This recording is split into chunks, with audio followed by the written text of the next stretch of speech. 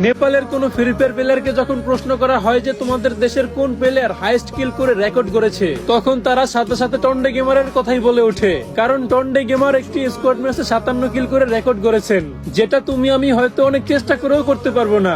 ইন্ডিয়ার কোন free fire প্লেয়ারকে যখন প্রশ্ন করা হয় যে তোমাদের দেশের কোন প্লেয়ার হাইস্ট কিল করে রেকর্ড করেছেন, তখন তারা হাসতে হাসতে বলে যে আমাদের দেশে তো অনেকেই হাইস্ট কিল করে রেকর্ড করেছে। তার ভিতরে অন্যতম হয়েছে এএস গেমিং, যিনি কিনা একটি ম্যাচে 191 কিল করে একটি রেকর্ড করেছেন, যেই রেকর্ডটি নতুন করে কেউ চাইলেও কিন্তু ভাঙতে পারবে না। বাংলাদেশের কোন ফ্রি ফায়ার প্লেয়ারকে যখন প্রশ্ন করা হয় যে তোমাদের দেশের কোন প্লেয়ার হাইস্ট কিল করে রেকর্ড করেছে, তখন কেউ বলে নাইম আলমের কথা, আবার কেউ বলে ইটস কাব্যর কথা, কেউ বলে কুরুল গেমিং এর কথা। আর আমাকে প্রশ্ন করা হলে আমি বলে ওটি মিস্টার ট্রিপলারের কথা, কারণ মিস্টার ট্রিপলার একটি ম্যাচে 1160 কিল করে ওয়ার্ল্ড রেকর্ড করেছেন। আর এই রেকর্ডটি তোমার আমার কোন প্লেয়ারের করতে গেলে 1000 বছর চেষ্টা করতে হবে।